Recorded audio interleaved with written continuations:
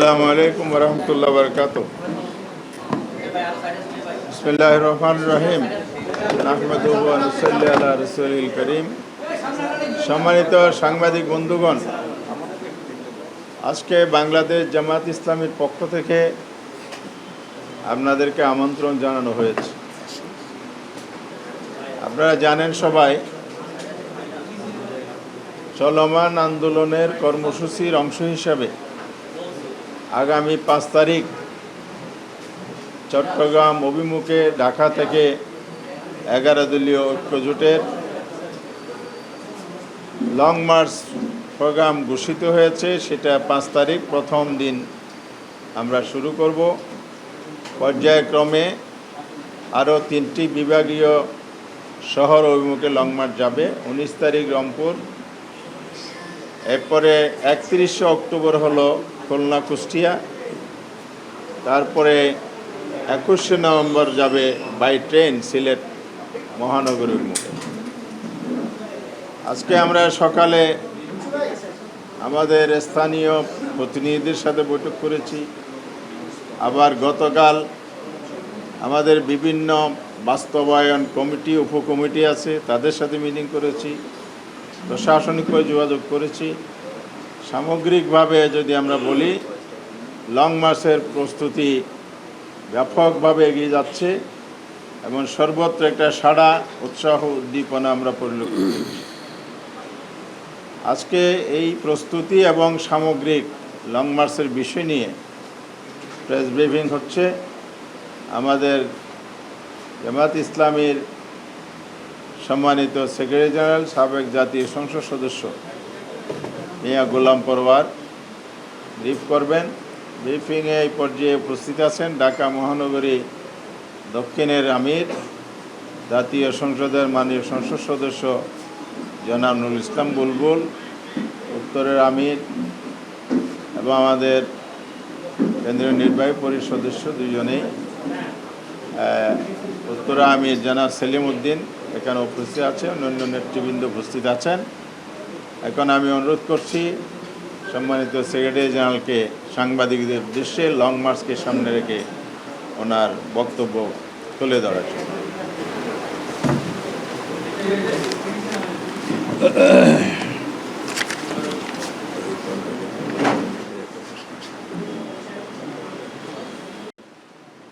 আসসালামু আলাইকুম ওয়া রাহমাতুল্লাহি ওয়া বারাকাতুহু। আলহামদুলিল্লাহি রাব্বিল আলামিন,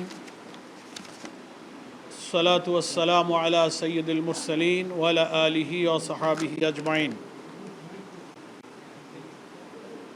11 দলীয় ঐক্যের ডাকে আমাদের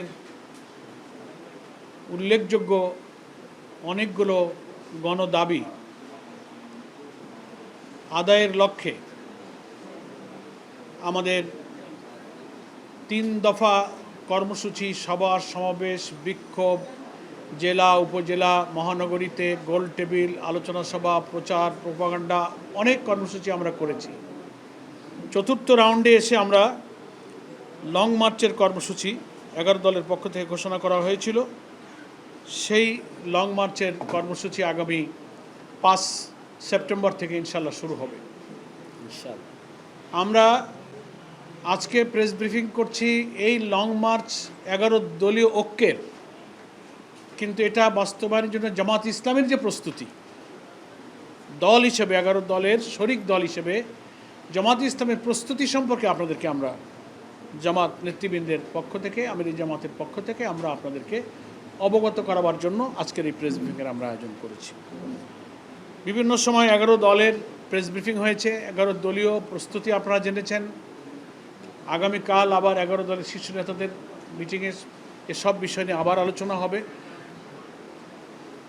5 তারিখ পর্যন্ত দফায় দফায় নানান সময় আমরা আমাদের সিদ্ধান্তগুলো, প্রস্তুতিগুলো আপনাদেরকে ইনশাল্লাহ অবগত করব 11 দলীয়ভাবে। আজকে আমরা জামাত ইসলামীর কেন্দ্রীয় প্রস্তুতি সম্পর্কে আপনাদেরকে একটু আমরা অবহিত করছি। প্রথম কথা হচ্ছে, আমরা 6টি প্রধান দাবিকে এই লং মার্চের ডিমান্ড হিসেবে, দাবি হিসেবে পোস্টার, লিফলেট, প্রচারণায় আমরা স্থান দিয়েছি। দাবির তো কোনো শেষ নেই, জনগণের দুর্ভোগেরও শেষ নেই। প্রথম হচ্ছে গণভোটের গণরায় বাস্তবায়ন, এটা আমাদের প্রথম দাবি। 2 হচ্ছে জুলাই গণহত্যার বিচার। 3 হলো বিদ্যুৎ, তেল, গ্যাস ও দেশে বিরাজমান সার সংকট নিরসন, এটা আমাদের এই লং মার্চের দাবি। 4র্থ, নিত্য প্রয়োজনীয় দ্রব্যমূল্যের ঊর্ধ্বগতি রোধ করা। 5ম, ভেঙে পড়া অবনতিশীল আইন শৃঙ্খলা পরিস্থিতির উন্নয়ন করা। সংঘাত, সংঘর্ষ, খুন, ধর্ষণ, একটা পরিবারের 4 জনকে খুন করা হয়েছে গাইবান্ধায় সেদিন, লাস্ট খবর। আর ধর্ষণ, ক্যাম্পাসে রক্ত ঝরা, যা আমরা দেখতে চাইনি, অপহরণ, এগুলো চলছে।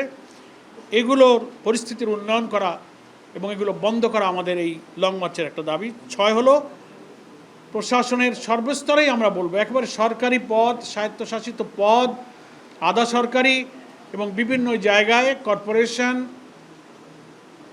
জেলা পরিষদ, শিক্ষা মন্ত্রণালয়, শিক্ষা বোর্ড সহ নানান জায়গায়, ইউনিভার্সিটির ভাইস চ্যান্সেলর থেকে নিয়ে, সংকীর্ণ দলীয়করণের প্রতিবাদ এবং এটা বন্ধ করা। এই 6টা দাবি আমরা আমাদের প্রধান দাবি হিসেবে লং মার্চের কর্মসূচিতে আমরা উল্লেখ করেছি। আমাদের ক্যাম্পেইনে, প্রচার প্রচারণায় আমাদের এটা প্রাধান্য পাচ্ছে। সম্মানিত সাংবাদিক বন্ধুগণ, প্রিয় দেশবাসী, আমরা আমাদের দেশবাসীর সহযোগিতা চাই। বিশেষ করে 5ই সেপ্টেম্বর শনিবার সকাল 7টায় আমরা ঐতিহাসিক বহু আন্দোলনের স্মৃতি বিজড়িত শাপলা চত্বরে সমবেত হয়ে সেখান থেকে চট্টগ্রামের আরেক সকল আন্দোলনের সূতিকাগার লালদিঘির ঐতিহাসিক ময়দানে আমরা গন্তব্যে পৌঁছানোর উদ্দেশ্যে যাত্রা আমরা শুরু করব শাপলা চত্বর থেকে। পথে পথে এই বিশাল মহাসড়কের 2 দিকের সমস্ত জেলা, থানা, উপজেলা, গ্রাম, ইউনিয়ন, ওয়ার্ড, সমস্ত মানুষের, জনসাধারণের সহযোগিতা এবং দোয়া আমরা কামনা করছি। এবং আমাদের বহর যাত্রা করবে শাপলা চত্বর থেকে। পথে পথে যে জেলাগুলো আমরা অতিক্রম করব তার 9টি জেলা এবং মহানগরী শাখার জামাত ইসলামীর নেতৃবৃন্দকে আমরা আজকে সকালে ঢাকার কেন্দ্রীয় কার্যালয়ে আহ্বান করেছিলাম। সে বৈঠক আমাদের এখনও চলছে। জামাতের এই 9টি শাখা, একেবারে ঢাকার পরে নারায়ণগঞ্জ থেকে শুরু করে মুন্সিগঞ্জ, কুমিল্লা, ফেনী, তারপরে একে একে এসে আপনার চট্টগ্রামের মহানগরী জেলা, সংশ্লিষ্ট 9টি শাখাকে আমরা অন্তর্ভুক্ত করে তার আমির নেতৃবৃন্দ, ইসলামী ছাত্র শিবিরের নেতৃবৃন্দ, শ্রমিক নেতৃবৃন্দ সকলেই সকাল 10টা থেকে এই লং মার্চ প্রস্তুতির বৈঠক এখনও চলছে। আমরা সেই বৈঠক থেকে নেতৃবৃন্দ আপনাদের সামনে উপস্থিত হয়েছি। সেখানে এই অভিযানের অন্তত 6-7টি পয়েন্টে আমাদের নেতৃবৃন্দ পথসভা করবেন, শীর্ষ নেতৃবৃন্দ। সেই সব পথসভা সফল করা, এই বিরাট লং মার্চের যে কাফেলা চলবে সেখানে 1000-এর ঊর্ধ্বে গাড়ি এই লং মার্চে সংযুক্ত থাকবে ইনশাআল্লাহ, কমপক্ষে। আর পথে পথে তো নানান গাড়ি যুক্ত হতে থাকবে, হাজার হাজার, যেটার কোনো পরিসংখ্যান হয়তো এক্ষুনি আমাদের কাছে নেই, তখনও হয়তো থাকবে না। স্বতঃস্ফূর্ত জনগণ আমাদের এই কাফেলা ইনশাআল্লাহ যোগ দেবে। লং মার্চের নিরাপত্তা, লং মার্চের যাত্রীদেরকে সুশৃঙ্খলভাবে, এই যে সকাল 7টায় শুরু আর রাত 10টা-11টায় লালদিঘিতে সমাপ্ত হবে, এই লং টাইমে কি কি সমস্যা মুখোমুখি আমরা হতে পারি সেগুলো বিস্তারিত গাইডলাইন এখন দেওয়া হচ্ছে। সেইভাবেই সমস্ত শাখাগুলো leaflet, poster, sticker, banner, festoon, cultural programme, সঙ্গীত, থিম সং এবং প্রত্যেক এই সড়কের চারিপাশ ঘিরে প্রতিটি গ্রামে গঞ্জে উপজেলায় এই লং মার্চ সফলের জন্য একটা ব্যাপক আলোড়ন, একটা সাড়া পড়ছে। আমরা ইতিমধ্যেই যে আজকে খবর পেলাম, তারা সে সমস্ত সভা সমাবেশ, মাইকিং, হাটে বাজারে, সেই সব পথসভাতে তারা মিছিলে মিছিলে তারা লোকারণ্য হবে এবং সমবেত হবে এবং এই রোড মার্চের কাফেলাকে তারা স্বাগত জানাবে। আমরা এই রোড মার্চের ডিসিপ্লিন সম্পর্কে অনেকগুলো বিভাগ করেছি, অভ্যর্থনা বিভাগ করেছি, মেডিকেল বিভাগ করেছি, পরিবহন বিভাগ করেছি, আমরা প্রকাশনা, তারপরে আইটি বিভাগ, স্বেচ্ছাসেবক বিভাগ, সাংস্কৃতিক বিভাগ, নিরাপত্তা বিভাগ, তারপরে প্রশাসনিক যোগাযোগের বিভাগ, চিকিৎসা বিভাগ, সংশ্লিষ্ট ট্রান্সপোর্ট পরিবহনের বিভাগ, আমরা এই সব বিভাগে বিভাগে আলাদা আলাদা দায়িত্ব ভাগ করে দিয়েছি। সেই সব বিভাগীয় দায়িত্বশীলদের নিয়েও আমাদের গতকালকে সমন্বয় সভা সম্পন্ন হয়েছে।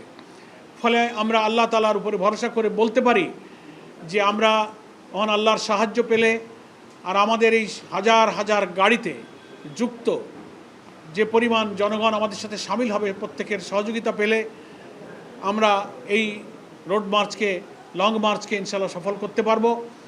আমাদের বড় সহযোগিতার একটা জায়গা হচ্ছে প্রশাসন। আমরা পুলিশ প্রশাসন আইন শৃঙ্খলা রক্ষার ক্ষেত্রে খুব গুরুত্বপূর্ণ ভূমিকা পালন করে থাকে। এই জন্য গতকাল আমরা 11 দলের নেতৃবৃন্দ একসঙ্গেই পুলিশের প্রধান, ইন্সপেক্টর জেনারেল অফ পুলিশ, যাকে আমরা আইজিপি বলি, পুলিশ মহাপরিদর্শকের দপ্তরে, পুলিশ হেডকোয়ার্টারে আমরা ওনার সাথে বৈঠকে মিলিত হয়েছিলাম। সেখানে 11 দলের মহানগরী এবং কেন্দ্রীয় পর্যায়ের নেতৃবৃন্দ আমরা উপস্থিত থেকে লিখিতভাবে আমাদের ঢাকা চট্টগ্রাম, ঢাকা রংপুর, ঢাকা খুলনা এবং ঢাকা সিলেট রুটটা আমাদের ট্রেনে হবে যেহেতু রাস্তাটা খারাপ, আর খুলনাটা হয়ে আবার কুষ্টিয়ায় গিয়ে শেষ হবে। এই রুট সম্পর্কে পুলিশের আইজিপি আরও কয়েকজন অ্যাডিশনাল আইজিপি সেখানে ছিলেন।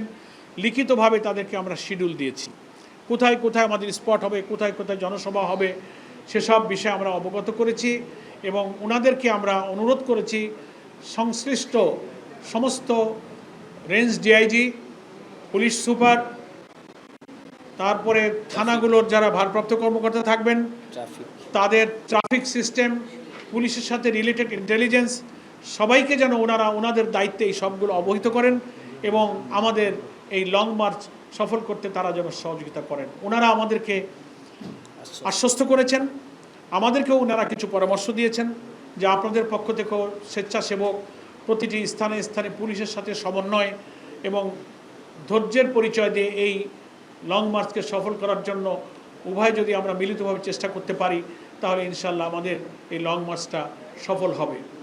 আমরা মনে করি গণতান্ত্রিক সংগ্রামে দেশের জনগণের বৈধ ন্যায্য দাবি আদায়ের যে নিয়মতান্ত্রিক পথ, তার মধ্যে লং মার্চ হচ্ছে একটা কর্মসূচি।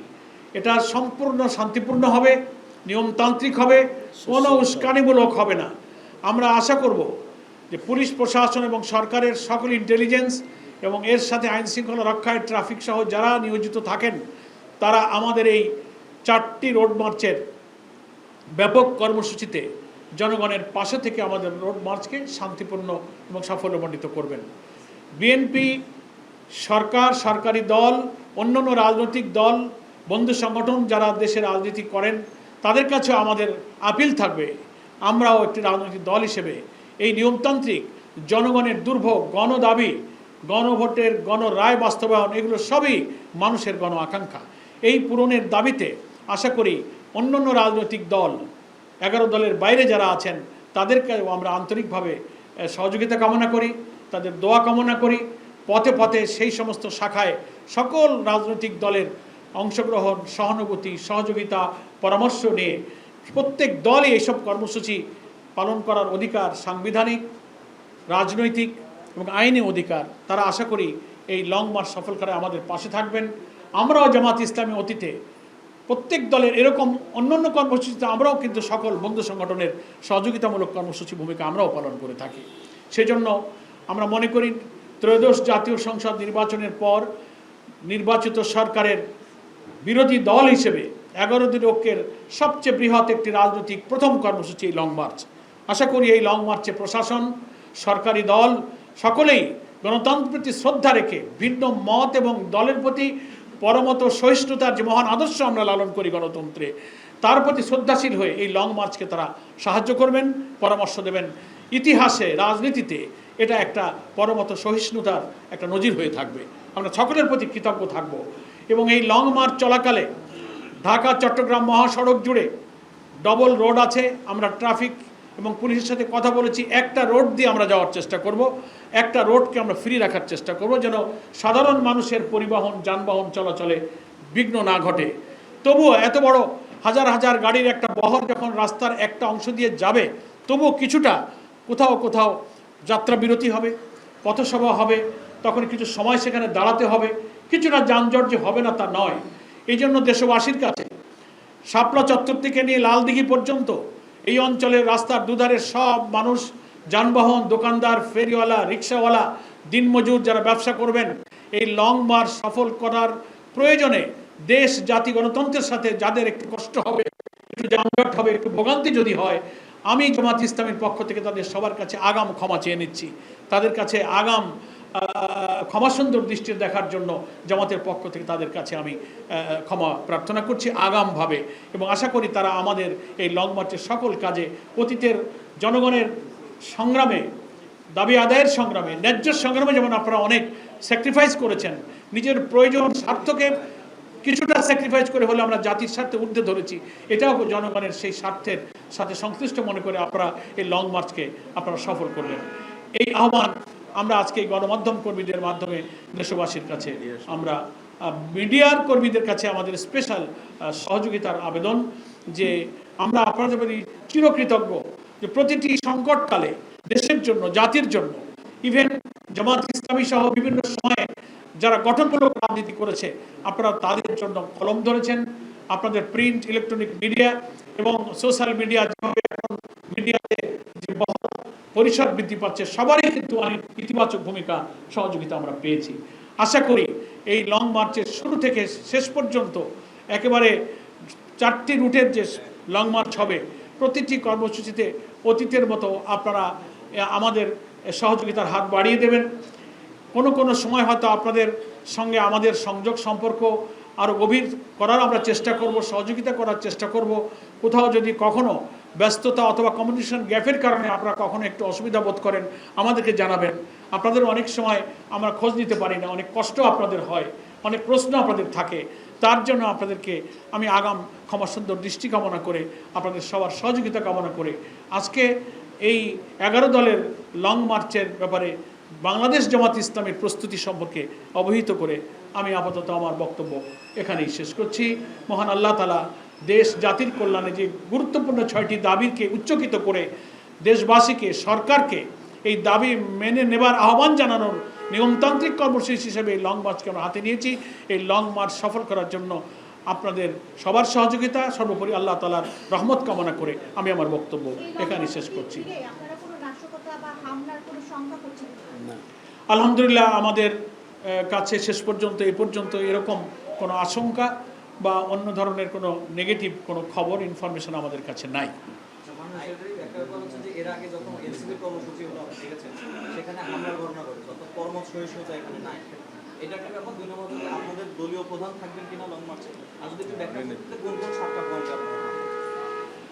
ধন্যবাদ। হ্যাঁ, পূর্বের কিছু ইনস্ট্যান্স আপনারা পেশ করেছেন, এটার জন্য আমরাও দুঃখিত। কালকে যখন আমরা পুলিশ হেডকোয়ার্টারে এসব নিয়ে প্রায় ঘণ্টাখানেক আলোচনা করেছি, এই সব প্রসঙ্গগুলো এসেছে। ওনারা আশ্বস্ত করেছেন যে ইনশাআল্লাহ আমরা উভয় দিকে যদি কোঅপারেটিভ থাকি তো এইসব প্রবলেম ইনশাআল্লাহ হবে না। জনগণের মধ্যে গণতান্ত্রিক চেতনা, পরমত সহিষ্ণুতার চেতনা ইনশাআল্লাহ বেড়েছে, আমরা সে ব্যাপারে আন্তরিক এবং ধৈর্যশীল থাকব। সেকেন্ড হচ্ছে যে এই লং মার্চে 11 দলের প্রত্যেক শীর্ষ নেতা ইনশাআল্লাহ উপস্থিত থাকবেন। আমাদের জামাত ইসলামীর সম্মানিত আমির, বিরোধী দলের পার্লামেন্টের যিনি আমাদের leader doctor Shafiqur Rahman MP, তিনিই থাকবেন শীর্ষভাগে। ডক্টর কর্নেল অলি আহমদ সাহেব, নাহিদ ইসলাম, আল্লামা মামুনুল হক এবং অন্যান্য যে রাজনৈতিক দলের নিজামে ইসলাম, তারপরে আমাদের খেলাফত মজলিস, বাংলাদেশ খেলাফত মজলিস, তারপরে AB Party, Bangladesh Development Party, Labour Party, সব নেতৃবৃন্দ, শীর্ষ নেতৃবৃন্দ, জাকপা, আমাদের এই সব দলের নেতৃবৃন্দ ইনশাল্লাহ এই বহরের শীর্ষভাগে শীর্ষ নেতারা একসঙ্গে ইনশাল্লাহ থাকবে। পয়েন্টগুলো একটু বলতে পারবো, কিন্তু কোথাও কখনো কোনো কারণে একটা চেঞ্জও হতে পারে। আপাতত আমরা পুলিশকে দিয়েছি স্পটগুলো। হ্যাঁ,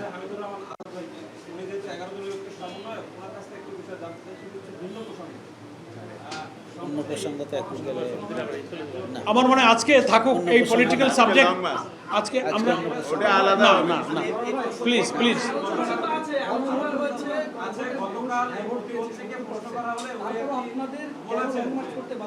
আমি একটু রিকোয়েস্ট করি, আমরা এই সাবজেক্টে প্রয়োজনে সেপারেট কথা বলবো।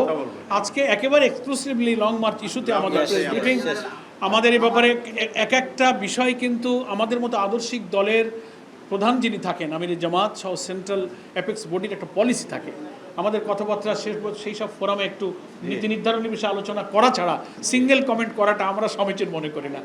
আমি দুঃখিত, আজকে আমরা এই ব্যাপারে কথা বলছি না। আর প্রশ্ন এদিকে একজন করছেন, সেটা একটু উত্তর দিই লং মার্চের সাথে একটু এটা অ্যান্সার দিয়ে দিই। সে বলছে যে গণভোটের গণরায় কার্যকর করার জন্য হা ভোট জয়যুক্ত হলো, এখনো কেন লং মার্চ আপনাদের করতে হচ্ছে? প্রশ্ন গুরুত্বপূর্ণ প্রশ্ন। কেন করতে হচ্ছে গণমাধ্যম কর্মীদের এটা জানা আছে। দুঃখজনক হলেও ক্ষমতাসীন বিএনপি সরকার তারা এই গণভোটকে অস্বীকার করছে। তারা এটাকে সংবিধান বিরোধী বলছে। 2025 সালের 13ই নভেম্বরের প্রেসিডেন্সিয়াল অর্ডারকে চ্যালেঞ্জ করে বলছে এই আদেশ রাষ্ট্রপতি দিতে পারেন না। তারপরে সংবিধান সংস্কার পরিষদের শপথ নেওয়ার বিধান সংবিধানে নাই। তো এই সমস্ত সাংবিধানিক প্রশ্ন তুলে সংবিধানের ভুল ব্যাখ্যা দিয়ে একটা বিভ্রান্তি তৈরি করে আলটিমেটলি গণরায়কে এড়িয়ে যাওয়া হচ্ছে। ফলে পার্লামেন্টে আমাদের যিনি লিডার অফ দি অপোজিশন এবং 11 দলের এমপিরা প্রচণ্ড চেষ্টা করছেন, 68 ভিত্তিতে নোটিশ দিয়েছেন, বারবার বিতর্ক হচ্ছে, নিষ্ফল আলোচনা কোনো শেষ নেই। তো আমরা রাজনৈতিক সাংবিধানিক সব বিতর্কের জায়গা পার্লামেন্ট, এটা আমরা বিশ্বাস করি। এখনও চাই যে পার্লামেন্টে একটা নিষ্পত্তি হোক। যতক্ষণ তা হচ্ছে না ততক্ষণ নিয়মতান্ত্রিক গঠনমূলক কর্মসূচি দিয়ে আমরা যে 70% জনগণ হ্যাঁ বলেছে, আমরা সেই জনগণের সাথে রাজপথেও আমরা থাকতে চাই। তবে আমার এই প্রোগ্রামটা হবে কনস্ট্রাকটিভ এবং রেসপন্সিবল। Thank you. 11 দলীয় ঐক্যের লং মার্চ, এই 11 দলীয় ঐক্যের মধ্যে খেলাফত আন্দোলন এবং খেলাফত মজলিস এরা আসবে, খেলাফত মজলিস এরা এই নেতাকর্মীরা থাকবে কি? খেলাফত আন্দোলন আছে, খেলাফত মজলিস জোটে নাই তা বলেননি। ওনাদের ব্যক্তিগত দলীয় কিছু কার্যক্রমের কারণে আপাতত আমাদের কয়েকটা বৈঠক আছে, ওরা আসেননি। তো আমরা আশাবাদী দেশের প্রয়োজনে জনগণের গণতান্ত্রিক আন্দোলনে ওনারা আমাদের সাথে থাকবেন, আমরা আশা করি। সকলকে ধন্যবাদ। আসসালামু আলাইকুম।